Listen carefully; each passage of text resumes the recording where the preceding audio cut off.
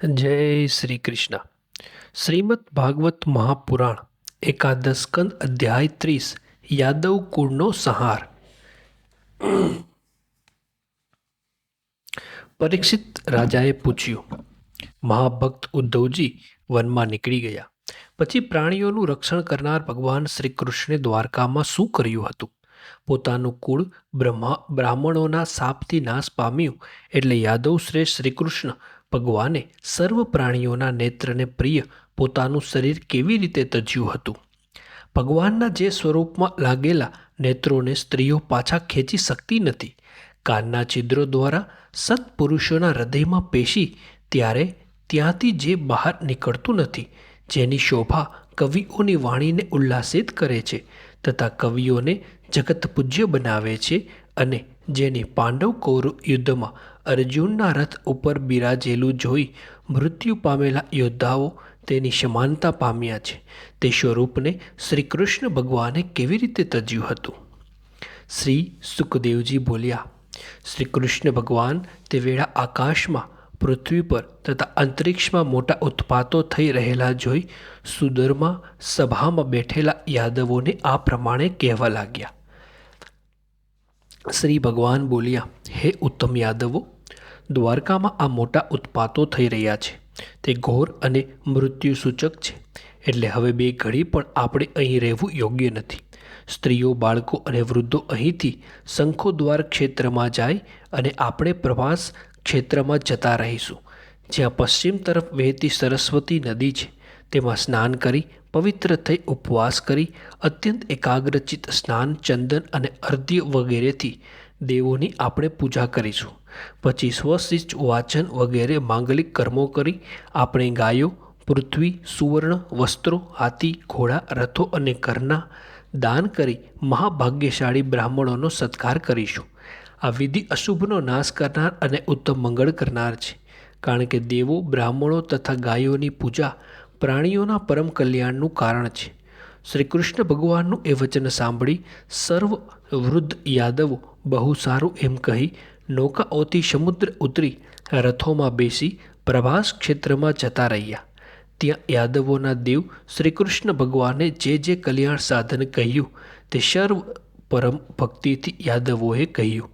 પછી દેવે ભ્રષ્ટ કરેલી બુદ્ધિવાળા તે યાદવોએ ત્યાં મૈરેયક નામની મદિરા પીધી, જેના રસ વડે બુદ્ધિ ભ્રષ્ટ થાય છે. શ્રીકૃષ્ણની માયાથી મૂઢ બનેલા અને તેથી જ ઊંચી જાતની એ મદિરાને પીને મદમસ્ત બનેલા તે વીર યાદવોના ચિત્ત ગર્વિષ્ઠ ગયા ને તેઓની વચ્ચે ઘણો જ મોટો કજિયો થયો. તેઓ ક્રોધાવેશમાં આવી સમુદ્રના તીર પર ધનુષ્ય, તલવાર, પાલા, ગદાઓ, તોમરો અને તલવાર વગેરે શસ્ત્રો લઈ યુદ્ધ કરવા લાગ્યા.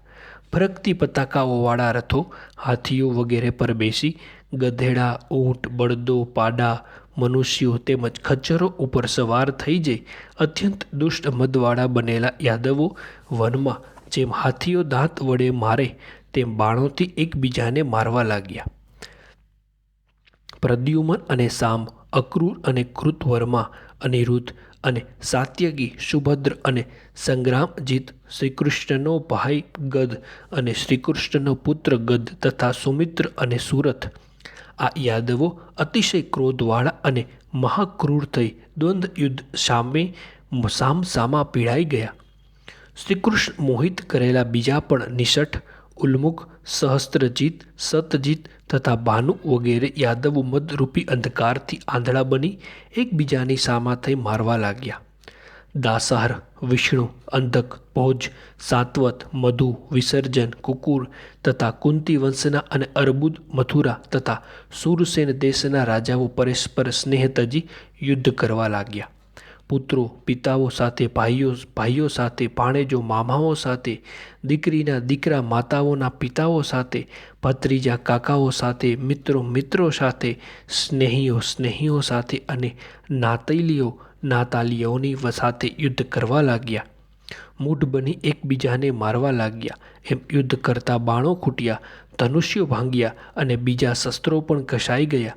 ત્યારે તેઓએ સમુદ્રના તીર પર ઉગેલું એરકા ઘાસ એકબીજાને મારવા મુઠ્ઠીઓને લેવા માંડ્યું.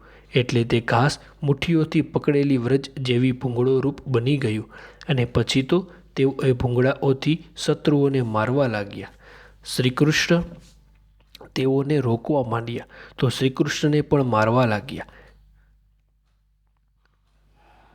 હે રાજન, માયાથી મૂઢ બનેલા તે યાદવો શ્રીકૃષ્ણ અને બલદેવને પણ શત્રુ માની તેમને મારી નાખવાનો વિચાર કરી શસ્ત્રો લઈ ચડી આવ્યા. એટલે હે ગુરુનંદન, શ્રીકૃષ્ણ અને બળદેવ પણ અત્યંત ક્રોધાયમાન થઈ એરકા ઘાસની મુઠ્ઠીઓ રૂપી ભૂંગળો લઈ યુદ્ધમાં ઘૂમતા સંહાર કરવા લાગ્યા.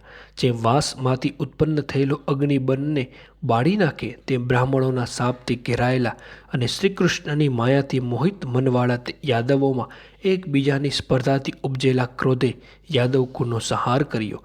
એમ પોતાના સર્વ કુળ નાશ પામ્યા. એટલે શ્રી ભગવાને માન્યું કે પૃથ્વીનો બાકી રહેલો ભાર હવે ઉતર્યો છે. પછી બલરામે સમુદ્રના કિનારા પર પરમ પુરુષના ધ્યાન રૂપી યોગનો આશ્રય કરી આત્માને પરમાત્મામાં જોડી મનુષ્યલોકનો ત્યાગ કર્યો. દેવકીના પુત્ર ભગવાન શ્રી કૃષ્ણ બલરામનું યશોધામ જવું જોઈ પીપળાના વૃક્ષ પાસે જઈ મૌન ધરી જમીન પર બેસી ગયા. એ વેળા પોતાના કાંતિથી પ્રકાશતું ચતુર્ભુજ સ્વરૂપ તેમણે ધર્યું. તેઓએ ધુમાડા વિનાની અગ્નિની પેઠે સર્વ દિશાઓને અંધકાર રહિત કરી દીધી. તેમણે શ્રી વત્સનું ચિહ્ન ધારણ કર્યું. મેઘ જેવા શ્યામ છે, તપાવેલા સોના જેવા તેજસ્વી છે, રેશમી બે વસ્ત્ર પહેર્યા છે એવા પરમ મંગળ રૂપ તેમનું મુખ કમળ સુંદર મંદ હાસ્યથી યુક્ત છે. શ્યામ કેસથી તે શોભે છે ને કમળ જેવા સુંદર છે. કાલે મકરાકાર કુંડળો જગમગી રહ્યા છે. કંદોરો ઉપવીત મુકુટ, કંકણ, બાજુબંધ, હાર, ઝાંઝર, વીંટીઓ તથા કૌસ્તુભ ભૂમણી શોભે છે. અંગો વનવાળા વડે વ્યાપ્ત છે. મૂર્તિમાન પોતાના આયુધોથી તે યુક્ત છે. જમણી સાથળ પર કમળ જેવો લાલ પગ ચઢાવી તે બેઠા છે. તે વખતે જરા નામના પારધીએ પેલા મૂસળમાંથી બાકી રહેલા લોઢાના ટુકડામાંથી બનાવેલું બાણ લઈ મૃગના મુખ જેવા આકારવાળા ભગવાનના પગને મૃગની શંકાથી વીંધી નાખ્યો. પછી પાસે જઈ 4 ભુજાવાળા તે ભગવાનને જોઈ ભયભીત બની તે અપરાધી પારઘી મસ્તક નમાવી અસુરોના શત્રુ ભગવાનના પગમાં પડ્યો ને બોલ્યો, હે મધુસૂદન, મેં પાપી અજાણતા આ કૃત્ય કર્યું છે. તો હે ઉત્તમ કીર્તિવાળા નિર્દોષ, મને પાપીને ક્ષમા આપવા આપ યોગ્ય છો.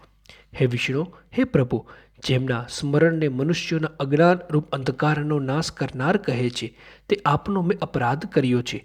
માટે હે વૈકુંઠ પ્રભુ, મૃગોનો નાશ કરનાર અને પાપી પારધીને આપ જલ્દી મારી નાખો, જેથી ફરી આ રીતે સત્પુરુષોના અપરાધ હું ન કરું. આપ કહેશો કે આ કૃત્ય તો બ્રાહ્મણોના શાપથી થયું છે. આમાં તારો કંઈ અપરાધ નથી તો તે ઘટતું નથી, કેમ કે જે આપની સ્વાધીન માયાથી રચાયેલા હર કોઈ કાર્યને બ્રહ્મા, તેમના નારદ, સનકાદી પુત્ર રુદ્ર વગેરે બીજા વેદ દ્રષ્ટાઓ પણ જાણતા નથી. તે આપને આ બ્રાહ્મણનો શાપ વગેરે લાગે એમ અમે આપની માયાથી ઢંકાયેલી દ્રષ્ટિવાળા પાપીઓ કેમ કહી શકીએ?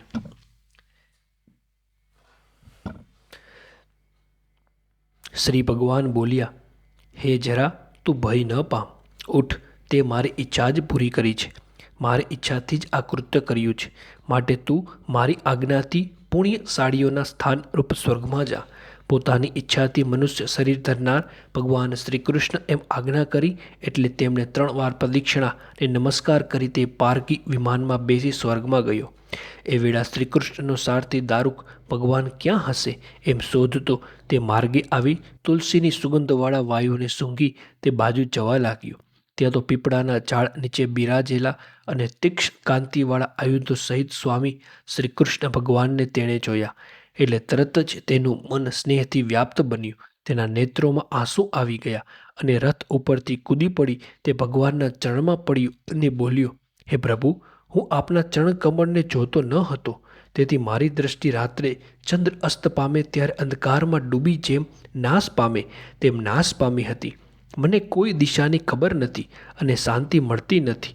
હે રાજેન્દ્ર, તે સારથી એમ કહેતો હતો તે વખતે ગરુડના ચિહ્નવાળો ભગવાનનો રથ ઘોડો અને ધ્વજ સાથે તેના દેખતા આકાશમાં ઉડી ગયો અને તેની પાછળ ભગવાનના દિવ્ય આયુધો પણ ગયા. એમ તે રથ વગેરે જવાથી અત્યંત આશ્ચર્ય પામેલા મનવાળા તે સારથીને ભગવાન કહેવા લાગ્યા, હે સારથી, તું દ્વારકા જા અને આપણા જ્ઞાતિજનોનો અંદર થયેલો આ નાશ, બળદેવજીનું યોગ માર્ગે સ્વલોક ગમન અને મારી આ દશા આપણા બંધુઓને કહે. વળી સર્વને કહેજે કે તમારે પોતાના બંધુઓ સાથે હવે દ્વારકા રહેવું નહીં, કેમ કે મેં છોડેલી એ યદુપુરીને સમુદ્ર ડૂબાડી દેશે. તેમ સઘળા પોતપોતાના પરિવારને તથા અમારા માતા પિતાને સાથે લઈ અર્જુનના રક્ષણતળ ઇન્દ્રપ્રસ્થમાં જજો. આમ તેઓને કહી તું મારા ધર્મનો આશ્રય કરી જ્ઞાનનિષ્ઠ થઈ પુત્ર, ધન વગેરે તરફ ઉદાસીન થશે અને મારી માયાની આ રચના જાણી શાંતિ પામશે. શ્રી કૃષ્ણ ભગવાને એમ કહ્યું એટલે દારૂક સારથી તેમની પ્રદક્ષિણા કરી વારંવાર નમસ્કાર કરી તેમના ચરણો પોતાના માથા પર મૂકી જ્ઞાતિઓના નાશથી ઉદાસ મનવાળો થઈ દ્વારકા તરફ ગયો. શ્રીમદ ભાગવત મહાપુરાણ એકાદશ સ્કંદ અધ્યાય 30 સમાપ્ત. જય શ્રી કૃષ્ણ.